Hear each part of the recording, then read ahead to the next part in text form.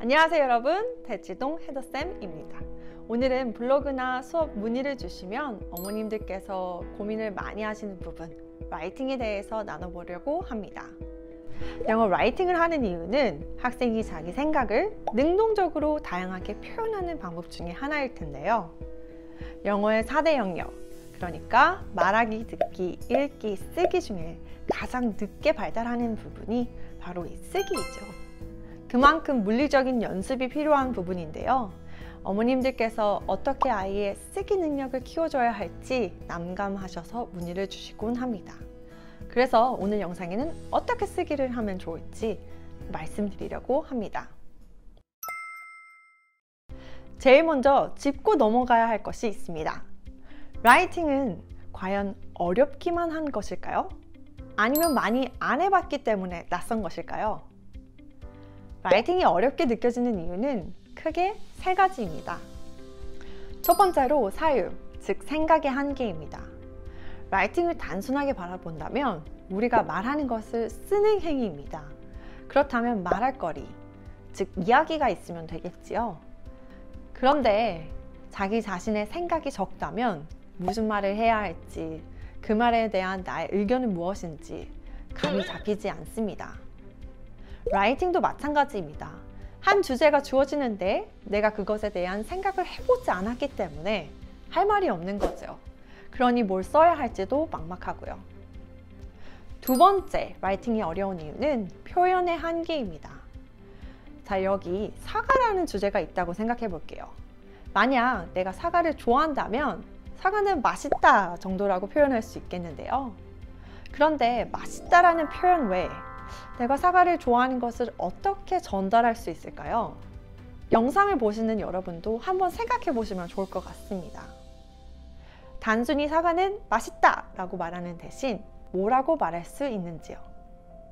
예를 들자면 사과를 생각하니 입에 침이 고인다 라는 은유적인 표현을 쓸 수도 있고요. 아니면 사과를 한 입 베어 물면 새콤달콤함이 가득 찬다 라고 말할 수도 있겠고요. 비슷한 의미라도 어떻게 표현하느냐에 따라 그려지는 이미지가 정말 다른데요. 표현이 적으면 적을수록 같은 말만 반복하게 되고 글도 단순해지다가 결국 쓸 말이 없어지게 됩니다. 그러니 쓰는 것이 정말 고역이 되는 것이죠. 마지막, 라이팅이 어려운 세 번째 이유는 연습 부족입니다. 너무 복잡하게 생각할 것 없습니다. 제가 이 질문을 한번 해보겠습니다. 우리가 라이팅을 리딩만큼이나 투자하고 있나요? 사실 그렇지 않죠. 읽는 행위는 책을 읽으면서 문제집을 풀면서 계속 자동적으로 합니다. 그러나 라이팅은 시간을 내야 하고 또 한 번 하게 되면 눈으로 읽어내는 리딩보다 많은 에너지가 들어가서 깊이 하게 되는 것이 사실입니다. 이런 이유로 라이팅은 잘 늘지도 않고 계속 어렵게만 느껴지는 것이죠.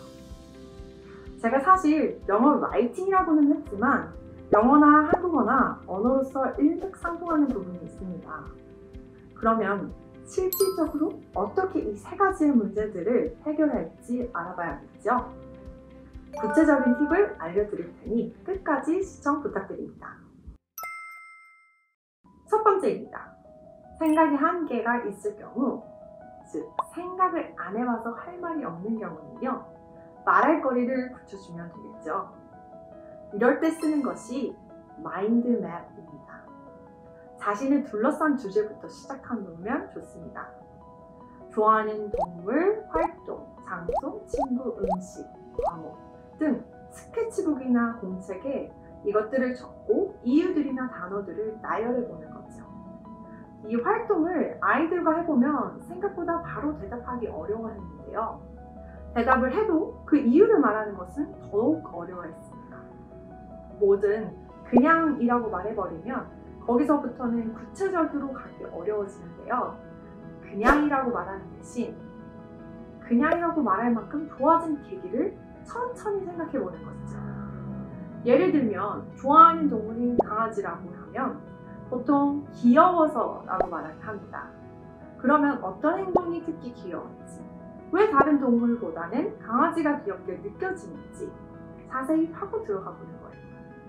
같은 주제로 제가 한번 해보겠습니다. 저는 강아지를 좋아하는데요. 최근 강아지들이 저를 보면서 웃을 때 그 표정을 특히 좋아합니다. 제가 크게 해주는 것이 없는데도 표정에서부터 저를 마구 사랑하는 느낌이 들게 해서 그게 참 감동이더라고요.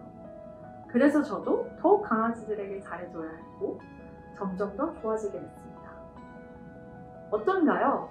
이렇게 단순히 강아지는 귀엽다 라고 할 수 있는 것들을 어떤 형체를 가지고 구체화하면서 글에 감정이 들어가고 더욱 풍성해지는 느낌이 드는 거죠. 이런 식으로 친구들과 한 번씩 연습해봐 주시면 좋겠습니다. 그리고 나서 그대로 글을 쓰면 이전과는 다른 색다른 글이 완성될 거라고 장담합니다. 두 번째 문제로 넘어가겠습니다. 바로 표현력의 한계였는데요. 이때는 영어적인 인풋을 늘려야 할 때입니다. 다르게 표현하는 방법을 알아야 하기 때문이죠. 좋은 표현을 알기 위해서는 먼저 영어 단어를 외워야겠죠. 영어 라이팅이라면 영어에서는 good, 좋아 대신 쓸 수 있는 단어가 의미마다 조금씩 다릅니다. 예를 들자면 good 대신 splendid, outstanding, fabulous, stunning 등등 다양하게 형용사로 나타날 수 있습니다. 의미는 같은데 이 형용사만 달라져도 다른 표현이 돼버리죠. 이 형용사 리스트, descriptive words라고 하는데요. 검색만 해보시면 엄청 많은 양의 단어를 보실 수 있을 거예요. 또 좋은 인풋을 위해서는 다양한 책을 읽어서 작가들마다의 다른 문장을 접해봐야 합니다. 거기서 와닿은 문장들을 아예 써보거나 혹은 외워버리는 것도 훌륭합니다. 사람마다 어떻게 표현이 다른지 이렇게 천천히 알아가 보는 것이죠. 인풋을 늘려가다 보면서 연습을 하게 되면 마지막 연습 부족 문제도 자연스럽게 해결될 수 있을 텐데요. 세 번째, 연습 부족에 대한 문제는 제가 강조하고 싶은 부분은 바로 꾸준함입니다. 리딩처럼 매일매일 하지 않아도 괜찮습니다. 그럴 필요도 없습니다. 대신 일주일에 한 편, 2주일에 한 편 이렇게 꾸준히 직접 써보는 것이 중요한데요. 다시 한번 고쳐보고 잘 안 고쳐지는 부분은 또 써보는 것입니다. 제가 수업 이야기를 잠깐 해보자면요. 저도 라이팅 수업을 매번 진행하지는 않습니다. 아이들의 생각 주머니 커지는 시간도 기다려줘야 하고요. 가끔은 책이나 어휘 등 다른 공부를 하다가 시간이 다 거부릴 때도 있습니다. 그렇지만 수업 때 한 문단을 쓰더라도 수업을 하는 우리 친구와 최선을 다해 고민해보고 또 연습해봅니다. 그리고 글을 완성하는 과정을 계속해서 포기하지 않고 겪어나가는 것이죠. 그렇게 6개월, 1년, 2년이 지나다 보면 성장하는 것을 우리 아이도 또 저도 느끼게 되더라고요. 그러니까 한 주에 10분, 20분이라도 투자해보는 것은 어떨까요?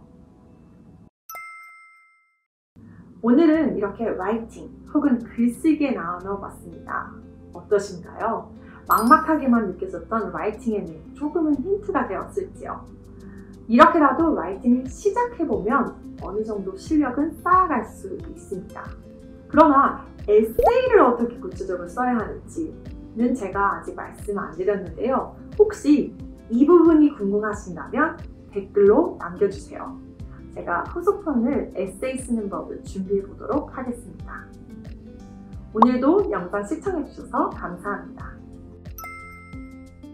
좋아요, 알림 설정까지 부탁드려요. 감사합니다. 안녕.